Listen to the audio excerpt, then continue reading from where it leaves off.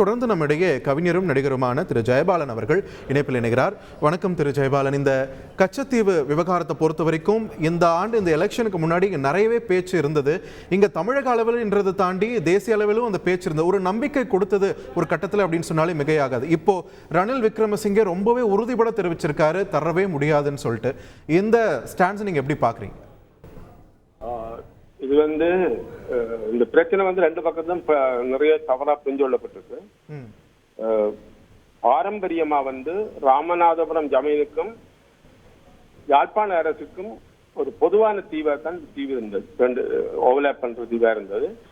யாழ்ப்பாண அரசு பிரிட்டிஷ் கைப்பற்றி இலங்கை அரசு பகுதியை மாறிச்சது. ராமநாதபுரம் அரசு பிரிட்டிஷ் கைப்பற்றி இந்திய அரசா மாறிச்சது. அதன் பிறகு நான் அறிகிற வரைக்கும், நான் 70ஆம் ஆண்டு வரைக்கும் இலங்கை இந்த நிர்வாகத்தில் இருந்தாலும் இலங்கையை சேர்ந்த படகு மீனவர்களும் சிறுபடகு மீனவர்களும் இங்க ராமநாதபுரத்தை சேர்ந்த சிறுபடகு மீனவர்களும் கச்சத்தீவை பொதுவாக பயன்படுத்தினார்கள். மற்றது இலங்கை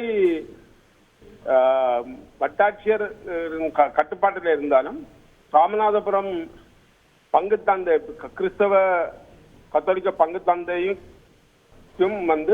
மரபுரிமையை அவருக்கும் இருந்த அங்க கோயில் மரபுரிமை.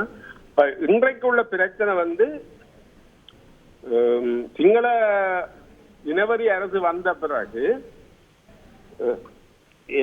அரசு வந்த பிறகு ஏற்பட்ட பிரச்சனை ஒன்று.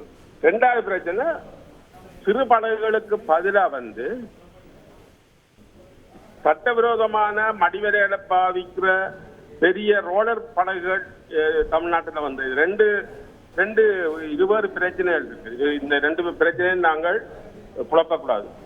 இந்த நியாயத்தின்படி இந்திய தமிழக சிறுபடகு மீனவர்களுக்கும் இலங்கை சிறுபடகு மீனவர்களுக்கும் உள்ள உரிமைகளை பாதுகாக்க வேணும். பெரிய படகுகள் சட்டவிரோதமான விலையுடன் வர்றது தடை பண்ண வேணும்.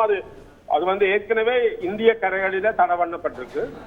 ஆனா இலங்கை கரையில குறிப்பா நிலந்தீவு கரைகள்ல மன்னார் கரையில தடை பண்ணப்படாதால இது ஒரு புதிய பிரச்சனையை உருவாக்குது. இந்த பிரச்சனையும் கச்சத்தீவு பிரச்சனையை மிக்ஸ் பண்ணக்கூடாது.